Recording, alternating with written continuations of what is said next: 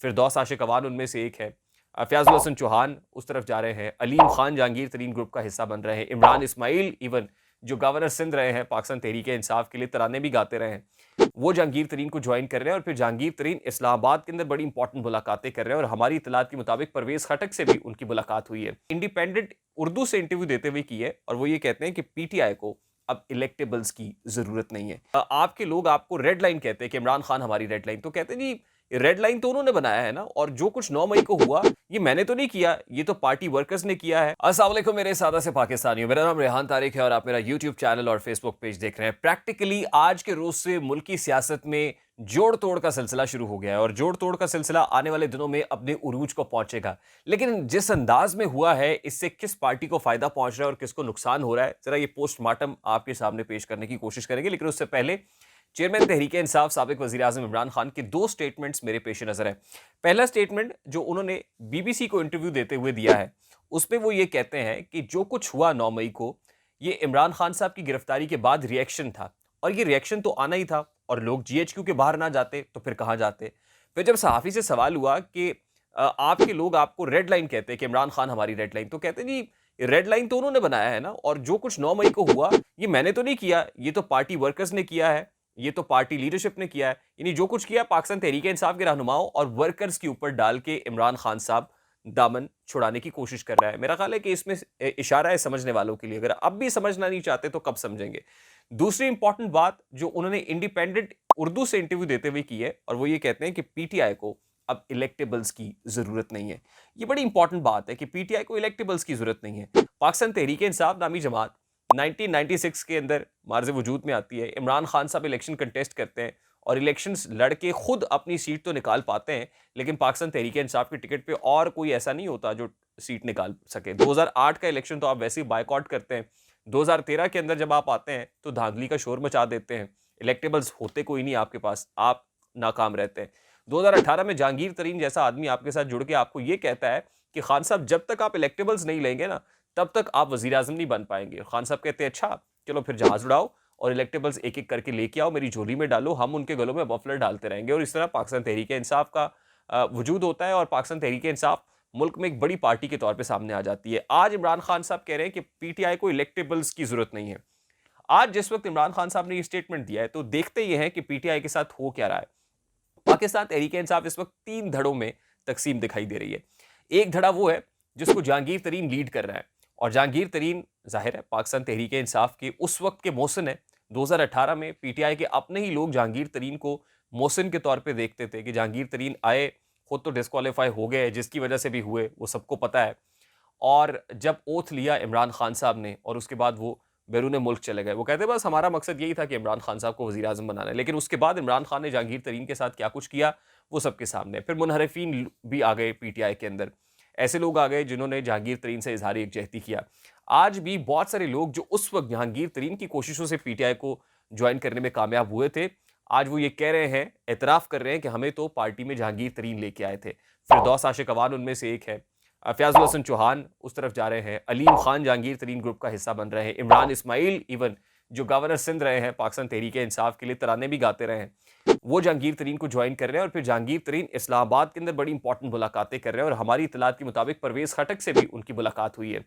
अब इस हवाले से मुतजाद आरा आ रही हैं कि जहांगीर तरीन और परवेज खटक एक साथ होंगे या परवेज खटक एक अलहदा ग्रुप बनाएंगे। ये बात तो तय है कि जहांगीर तरीन जहां होंगे वहीं अलीम खान भी होंगे, यानी एक पार्टी तो जहांगीर तरीन लेड पार्टी होगी। दूसरी अब परवेज खटक के बारे में है कि परवेज खटक खुद कोई पार्टी या वर्किंग ग्रुप बनाते हैं या जहांगीर तरीन के साथ जम हो जाते हैं। तीसरी इंपॉर्टेंट बात यह है कि पाकिस्तान तहरीक इंसाफ में इमरान खान के अगेंस्ट मिलिट्री कोर्ट्स में ट्रायल होने की बात हो रही है और खुद वजीर दिफा इस हवाले से कह रहे हैं कि ये कोई खारिज अज़ इम्कान बात नहीं है।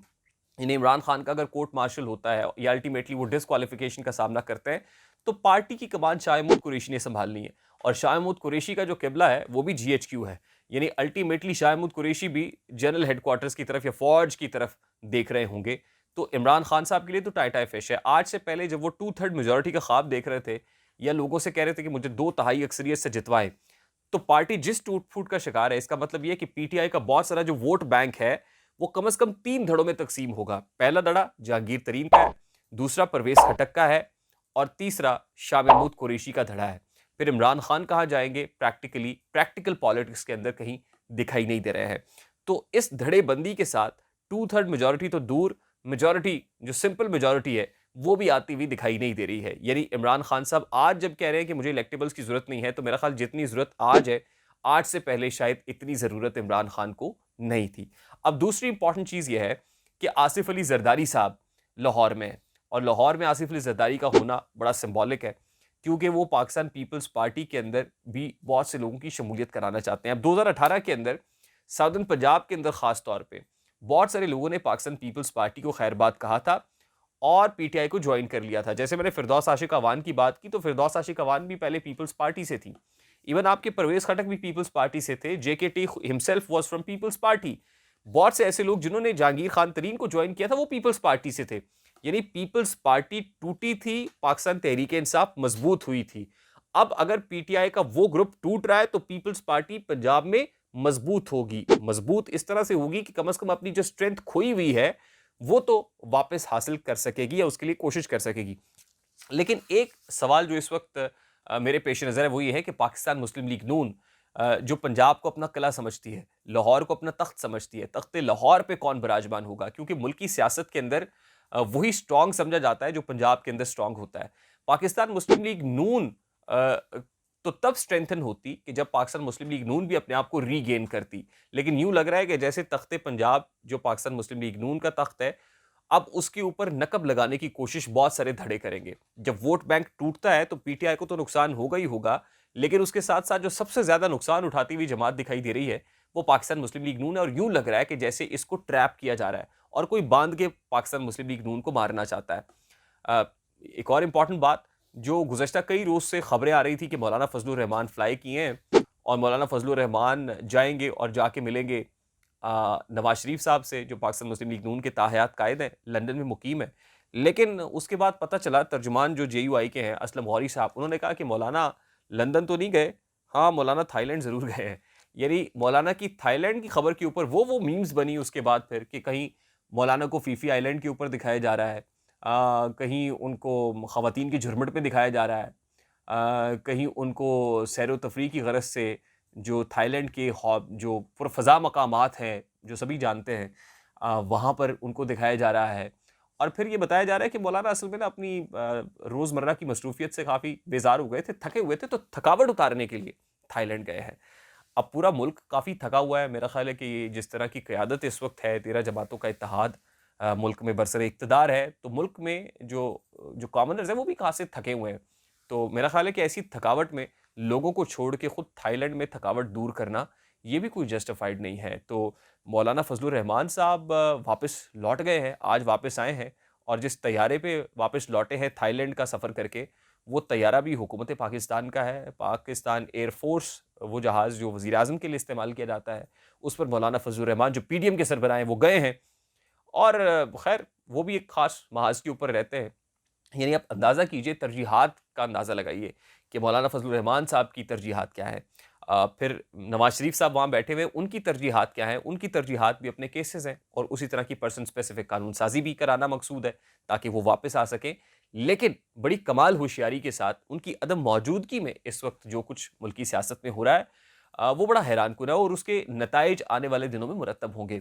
हमारी इतलात के मुताबिक पाकिस्तान पीपल्स पार्टी को स्ट्रेंथन करना, इवन पंजाब में ही नहीं बल्कि गिलगित बल्तिस्तान के अंदर एक बहुत बड़ी चेंज आ रही है। और आपको याद होगा कि पाकिस्तान मुस्लिम लीग नून के साथ जो हाथ उस वक्त हुआ था बलूचिस्तान के फ्रंट पे, अब बलूचिस्तान क्या, गिलगित बल्तिस्तान में भी पाकिस्तान पीपल्स पार्टी अपने आप को स्ट्रेंथन करती हुई और मुल्की जमात के तौर पे उभरती हुई। यानी इस वक्त पाकिस्तान तहरीक इंसाफ ये क्लेम करती थी कि वो चारों सूबों की जमात है या उसकी नुमाइंदगी हर तरफ है। अब जब वो टूट फूट का शिकार हुई है तो देखना ये है कि कोई जमात किसी एक सूबे तक महदूद तो नहीं है। अगर कोई जमात एक सूबे तक महदूद है तो वो कौन सी जमात है जो हर सूबे के अंदर अपनी नुमाइंदगी रखती है? तो हर सूबे से सीटें निकालने के लिए जो जोड़ तोड़ का अमल है, यानी नंबर गेम क्या है, उस नंबर गेम पे बड़ी कमाल महारत के साथ पीपल्स पार्टी काम कर रही है। आसिफ अली जरदारी साहब काम कर रहे हैं, कुछ यहाँ से ले ले कुछ वहाँ से ले ले। हाँ, इतने अगर पंजाब से मिल जाए तो अब मरकज़ में हुकूमत बना सकते हैं। ये काम बड़ी कमाल होशियारी से हो रहा है। और फिर पंजाबियों के बारे में तो कहा जाता है ना कि वो ज़रा थोड़े से गर्म मिजाज के होते हैं। सिरी पाए मियाँ साहब के बारे में बड़े मशहूर हैं कि पाए खाने के बड़े शौकीन हैं, निहारियाँ खाते हैं। तो ये थोड़ा-सा ना मोटा दिमाग है कहीं किसी जगह पे। वो कैलकुलेशन या वो कैलकुलेटर दिमाग के अंदर उस तरह से नहीं चल रहा जिस तरह सिंध के बासी आसिफ अली ज़रदारी के दिमाग के अंदर चलता है। तो आसिफ अली ज़रदारी के दिमाग में जो इस वक़्त कैलकुलेटर चल रहा है ना, वो कैलकुलेटर कल को मियाँ नवाज़ शरीफ और उनकी पार्टी के लिए ख़ासी तकलीफ़ का बाइस बन सकता है। इमरान खान को जो तकलीफ पहुंचानी थी वो तो पहुंचा दी है, लेकिन अब इस इत्तेहाद के बिखरने का वक्त आन पहुंचा है। अब इस इत्तेहाद के अंदर दरारों का वक्त आन पहुंचा है, क्योंकि अल्टीमेटली पीडीएम के अंदर कोई सीट एडजस्टमेंट वाली पोजीशन उस तरह से दिखाई नहीं दे रही है। छोटी जमातें जरूर चाहेंगी कि बड़ी जमातों से सीट एडजस्टमेंट करें, लेकिन बड़ी जमातें अब अपने अपने महाज पर निकल पड़ी है और आसिफ अली जरदारी लाहौर में है ताकि मुस्लिम लीग नून के किले के अंदर नकब लगा सके, इस पर डेंट डाल सके, दरार डाल सकते हो। और घर वाले घर नहीं है, हमें किसी का डर नहीं है। जब घर वाले हैं ही नहीं, पंजाब के जो वारिस अपने आप को समझते हैं वो तो भी बाहर बैठे हुए हैं और कब तक बैठे रहेंगे। कोई ग्रीन सिग्नल को गो हेड मिलता है, नहीं मिलता। ये भी बड़ी कमाल होशियारी से इस पे भी प्लान बनाया हुआ है और ये प्लान आपके साथ अगले व्लॉग के अंदर शेयर करेंगे। मुझे रेहान तारिक को इजाजत दीजिए, अपना बहुत सारा ख्याल रखिएगा। अस्सलाम वालेकुम।